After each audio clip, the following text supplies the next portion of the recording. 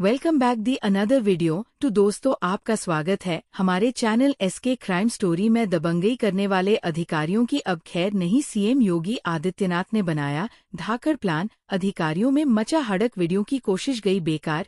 योगी के एक फोन से मथुरा में मची खलबली, डीएम से लेकर एसपी तक सब अधिकारी हिले। कब्जेबाज अधिकारी को योगी ने सिखाया सबक, पुलिस आई और उठा ले गई। गरीब महिला को मिला न्याय। जो लोग कहते हैं कि योगी आदित्यनाथ सरकार में अधिकारियों को खुली छूट मिली हुई है, उनकी बोलती योगी आदित्यनाथ के एक फैसले ने बंद कर दी है। क्योंकि मथुरा में एक साहब वीडियो थे, अपने अधिकारी होने का घमंड था, सोच रहे थे कि हमें रोकने वाला कौन है, हम तो अपनी मनमानी करेंगे, गरीब लोगों को सताएंगे।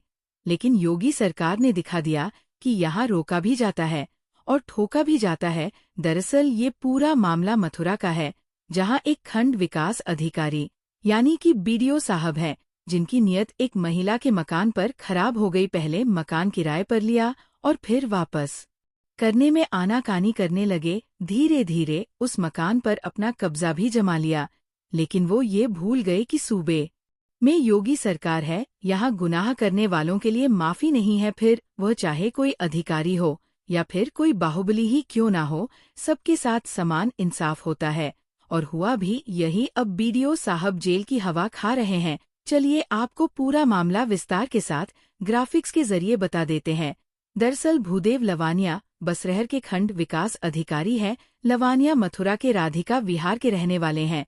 इनके पड़ोस में मधु पत्नी राजेंद्र खंडेलवाल का मकान है। 10 मार्च 2024 को भूदेव लवानिया इस मकान को किराए पर लेते हैं। इनका कहना था कि बेटे की शादी के लिए मकान किराए पर चाहिए। 26 अप्रैल को बेटे की शादी हो जाती है, लेकिन भूदेव मकान खाली नहीं करते।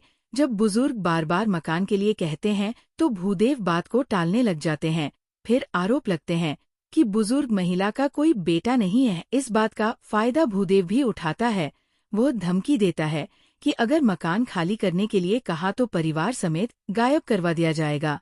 जिसके बाद मधु खंडेलवाल आरोप लगाती हैं कि मथुरा का कोई अधिकारी उनकी बात नहीं सुनता। फिर मजबूर होकर वो राष्ट्रीय महिला कल्याण आयोग और मुख्यमंत्री योगी आदित्यनाथ के पास लिखित शिकायत भेजती हैं। इसके बाद 13 जुलाई 2024 को मथुरा कोतवाली में भूदेव के खिलाफ धमकाने और मकान पर कब्जा करने की रिपोर्ट दर्ज होती है।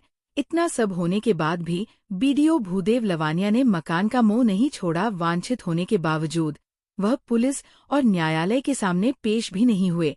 जिसके बाद फिर पुलिस ने एक्शन लेते हुए मथुरा से भूदेव को गिरफ्तार कर लिया। योगी आदित्यनाथ के इस एक्शन के बाद जहां एक परिवार के चेहरे पर अपना मकान मिलने की खुशी आई, तो वहीं दूसरी तरफ ये संदेश भी साफ तौर से गया कि अगर किसी ने गरीबों को परेशान किया, कानून के साथ खिलवाड़ करने के बारे में सोचा भी, तो उसकी खैर नहीं होगी। फिर वह चाहे मथुरा का वीडियो हो या फिर कोई नेता या फिर गुंडा।